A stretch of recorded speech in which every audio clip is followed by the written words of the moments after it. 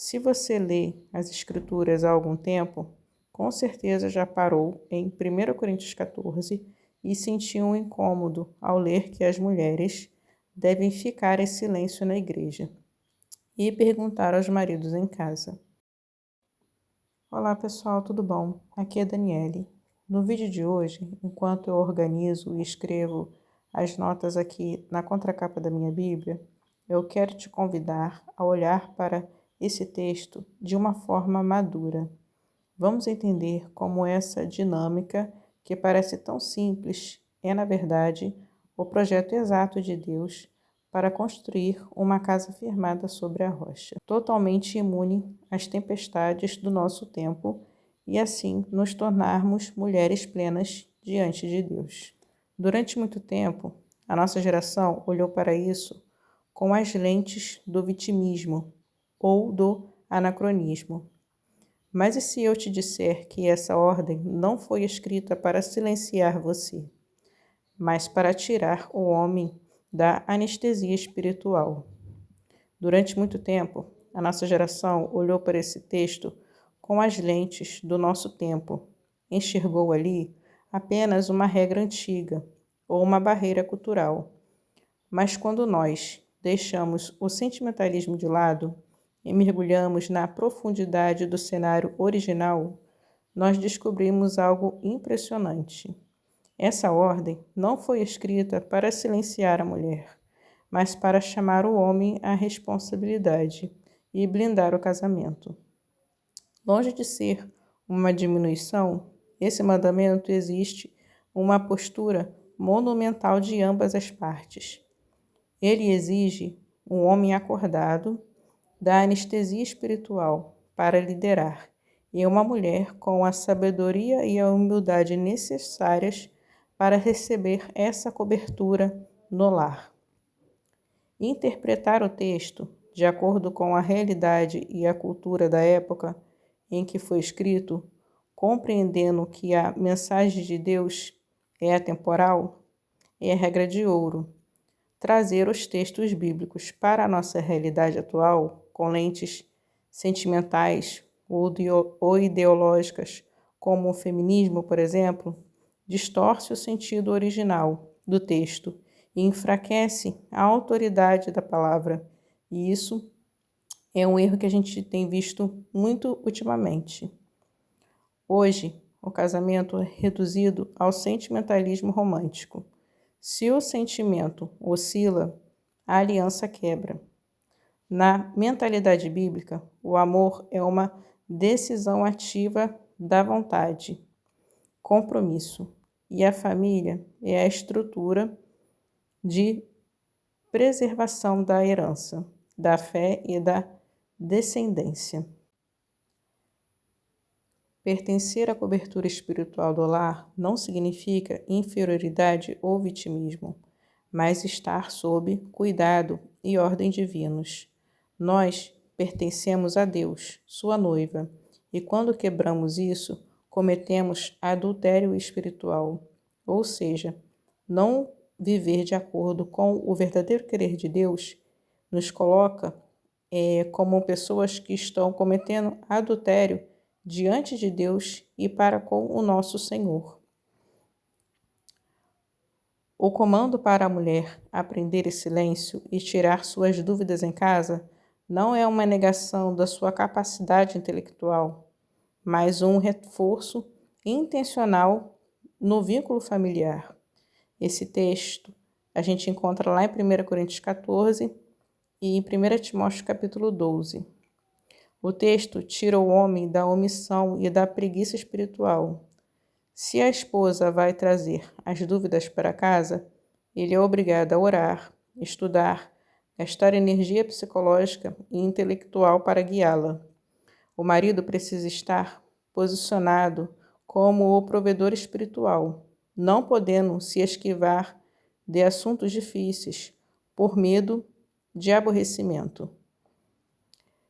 Exige que a mulher vença as barreiras afetivas do dia a dia. O erro de achar que o marido fala algo só para contrariá-la ou ofendê-la. E decida voluntariamente receber a instrução dele. Ao buscar a resposta no marido, ela valida e estimula o sacerdócio dele, em vez de fragilizar o lar buscando respostas em fontes externas, como em filosofias humanas. Fragmentar as famílias, anestesiando os homens e empurrando as mulheres para fora do alinhamento do lar é a estratégia do inimigo.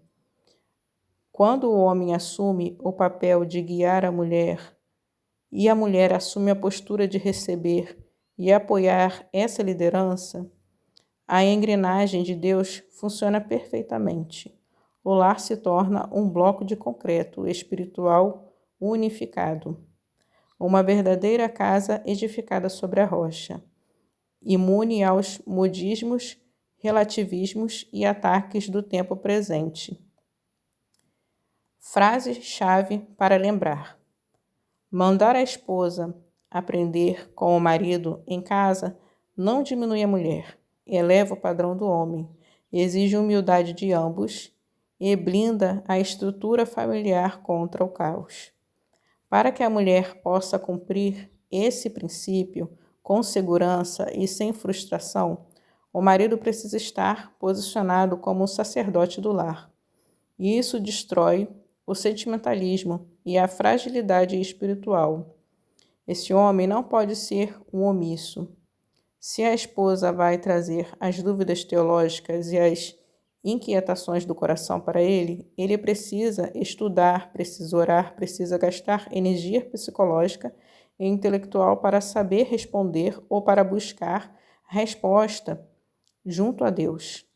Muitas vezes, a proximidade do casamento faz com que as instruções do marido sejam recebidas pela mulher com ruído. O sentimentalismo faz a pessoa pensar: ele está dizendo isso para me contrariar, ou ele diz isso por causa da nossa rotina, quando na verdade ele está apenas comunicando a verdade factual da palavra. Quando a esposa vence essa barreira e decide receber o ensino do marido, ela valida a liderança espiritual que foi dada por Deus, que Deus deu a esse homem. Quando o homem assume a responsabilidade de guiar a mulher e a mulher assume a postura de receber essa direção do seu marido e a liderança dentro de casa, o casamento se torna um bloco de concreto. Fica nítido agora porque essa instrução é tão combatida pelas ideologias atuais. Se você destrói a confiança da esposa no marido, ela passa a buscar respostas em qualquer outra fonte externa. Se você anestesia o homem, ele se torna um mero espectador dentro de casa. Mas, quando os dois funcionam nessa engrenagem de respeito, estudo, cuidado mútuo e alinhamento com a verdade de Deus, a estrutura familiar se torna inabalável. Nenhuma teologia da moda, nenhum modismo cultural e nenhuma tentativa de relativizar a fé consegue penetrar ou desestabilizar uma casa edificada sobre essa rocha. É maturidade pura.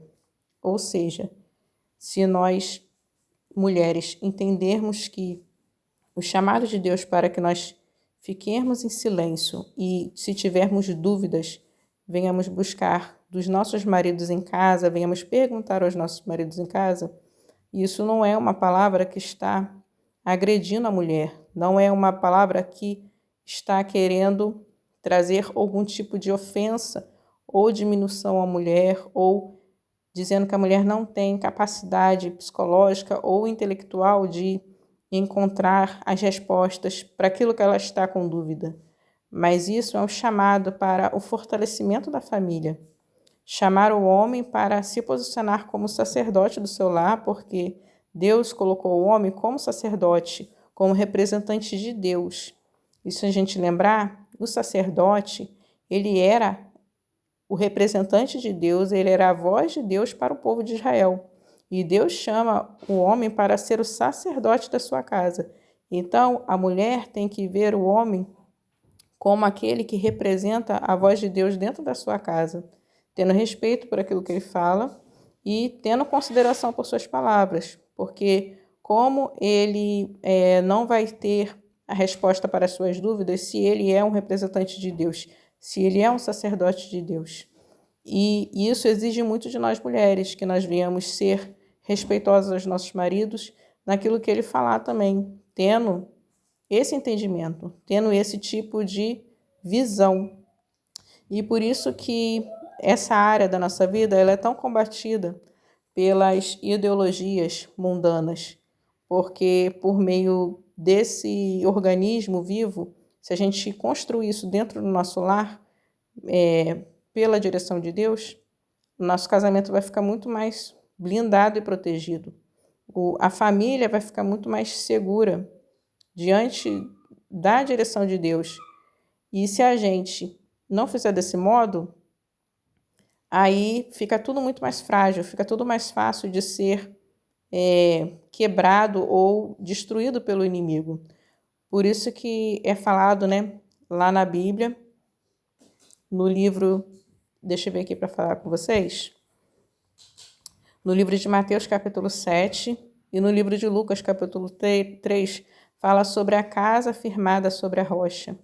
Quando essa casa ela tem uma estrutura bem solidificada, nenhuma tempestade consegue destruir esse lar. Mas quando essa casa ela tem as suas bases firmadas do jeito errado, ou ela foi construída num solo impróprio para que ela venha resistir às chuvas e às tempestades, quando vem essa tempestade, é tudo destruído. A casa pode ser lindíssima, pode ter os melhores móveis dentro, pode ter a melhor estética, mas se ela não estiver bem fundamentada, vai tudo à ruína. Por isso que nós somos chamados a firmar a nossa casa sobre a rocha. E o casamento, a união familiar, a família, tem que ter essas bases firmadas na rocha que é Cristo Jesus. Por isso que quando Paulo escreveu essa carta, quando ele escreveu essas orientações, não é porque ele estava falando para a mulher ficar quietinha e a mulher não tem direito de falar nada, ou porque ele está dizendo que a mulher não tem capacidade de aprender. É porque ele quer que os dois façam isso juntos, para que, como um casal, aprendam juntos. O marido veja a sua responsabilidade de ser o sacerdote do seu lar e a mulher venha respeitar a palavra do seu esposo e venha respeitar a autoridade do seu marido. Por isso que nós somos chamadas a viver desse modo. Esse é um chamado não só à mulher, é um chamado a ambos, homem e mulher. O homem tomando essa postura de ministro de Deus dentro da sua casa, tendo que lidar com questões difíceis e complicadas, mas ele é chamado a fazer isso. E a mulher é chamada a receber essa orientação do seu esposo de bom grado, sabe? Nós somos chamadas a viver desse modo. E eu queria trazer esse estudo para vocês, para as meninas que me acompanham esse canal, nesse espaço aqui que eu estou abrindo para falarmos sobre construirmos, degrau a degrau, como nos tornarmos uma mulher plena diante de Deus. E ser plena diante de Deus também implica em entendermos corretamente a palavra de Deus, as suas orientações, o que está nas Escrituras para nos ensinarmos a viver do jeito que agrada a Deus, do melhor jeito possível. E vivendo desse modo, a nossa vida vai ser mais tranquila. Mas não é só para ter tranquilidade no nosso viver, mas é também para vivermos de acordo com a vontade e o querer de Deus, da forma que agrada a Deus, da forma correta que Ele nos chamou a viver. O homem, assumindo o seu papel de sacerdote no lar, tendo essa postura de responsabilidade, entendendo que ele precisa estar ali, se colocar ali como sacerdote, e a mulher tendo em vista o seu esposo como sacerdote do seu lar. Isso exige de nós que nós sejamos submissas aos nossos maridos, que nós venhamos ter respeito por ele e compromisso com a verdade do Evangelho. É assim que a gente, de fato, vai viver a palavra de Deus e sermos plenas diante de Deus. Eu vou ficando por aqui. Se vocês gostaram do vídeo, deixa nos comentários, comenta aí o que vocês acharam, deixa o like no vídeo, se inscreve se você ainda não se inscreveu no canal e até o próximo vídeo. Que Deus abençoe a todas nós.